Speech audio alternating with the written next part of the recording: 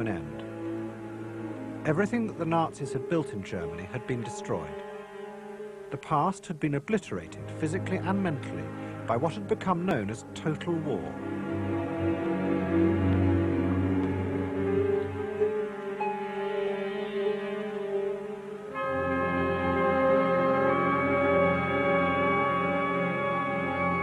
Diese Aufnahme habe ich gemacht. Das ist eine Frau, die von dem Fliegerangriff so mit den Nerven runter ist, dass sie zittert. Ich habe ihr die Verlustliste gezeigt, die in der Zeitung veröffentlicht war nach dem ersten Großangriff am 31. Mai 1942. Ich habe sie gebeten anzustreichen, welche von den Leuten ihre Angehörigen waren, beziehungsweise die sie gekannt hat. The Allies now stood on the brink of victory in Europe. But the experience of total war was also destroying the confident certainties of their own past.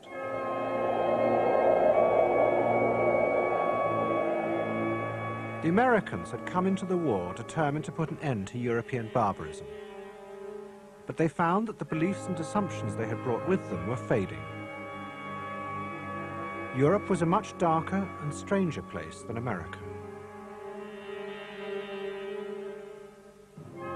My crucial memory, and the memory that really starts all of my other memories about the war, is waking up in this pine forest, my first morning in the war. It was still dark, but just barely getting light. And as it got light, I was astonished to see within 3 or 4 feet of me several bodies, dead bodies, of German boys who'd been killed, I think, the day before by the unit we were relieving. These boys were just exactly like me, and they were killed. Their eyes were open, and their faces were as white as marble, greenish white.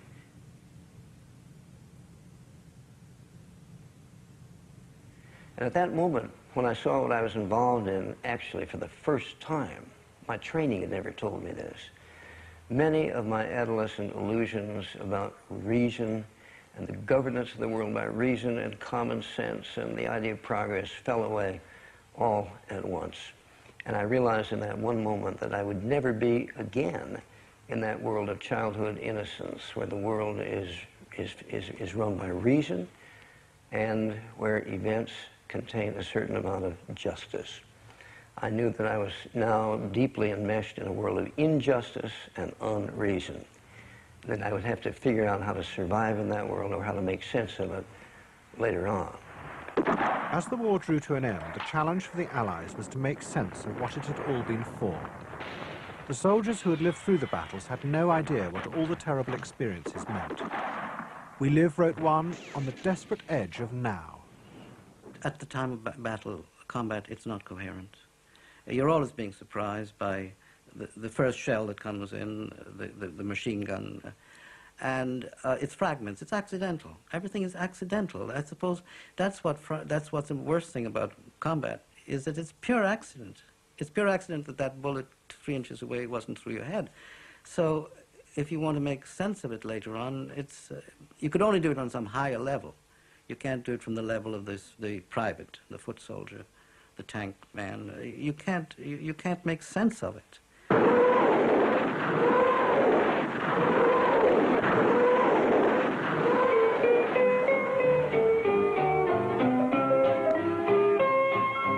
Since you're gone, there's nothing left but sorrow. No joys now, our pleasures can I find. In May 1945, the Germans finally surrendered. The Americans, along with the Russians, were now the dominant powers. They were determined to put the surviving Nazi leaders on trial. They chose the city of Nuremberg, whose ruins their troops now occupied. The trials were to be more than just a legal process. They were to be a history lesson, an attempt by the Allies to piece together and explain what the war had been for. It will be the greatest history seminar ever in the world, announced one American prosecutor. But the Americans were to have a determined opponent, Hermann Goering. He had been brought to Nuremberg by his jailer, Colonel Andrus. When my father first met him, his fingernails were bright red with fingernail polish, and in his baggage was a tremendous quantity of a drug. It was diagnosed as paracodeine, which in itself is a fairly mild drug, but he was taking 20 or more a day. When he was given his physical examination, the doctors discovered his toenails were also bright red. Colonel Andrus put Goering on a strict regime to wean him of his drug addiction. He quickly recovered and became the dominant figure amongst the 21 defendants.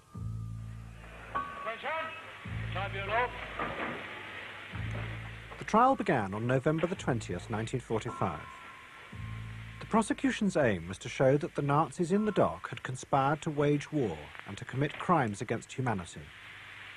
To prove this, they reconstructed the events of the past 15 years, using documents, photographs, the emerging evidence from the concentration camps, and most dramatically, Nazi film. We will show you their own film. You will see their own conduct and hear their own voices as these defendants reenact for you some of the events in the course of the conspiracy.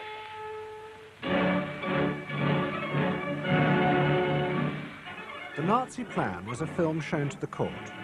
It lasted 6 hours and had been edited from millions of feet of captured Nazi footage. In particular, the triumph of the will, Leni Riefenstahl's record of the Nazi rallies in Nuremberg 8 years before. This was taken by Hollywood editors and recut with other footage to tell a new story. It showed that hidden behind the pomp and splendor of the 30s lay Hitler's conspiracy to wage war. They took large parts of the Triumph of Will and other surviving Nazi footage and put it together, and the Nazi plan attempts to be a documentary history of the Third Reich, it's a good basis, and we know where the film came from, but it is, of course, a biased, Allied linking of German film.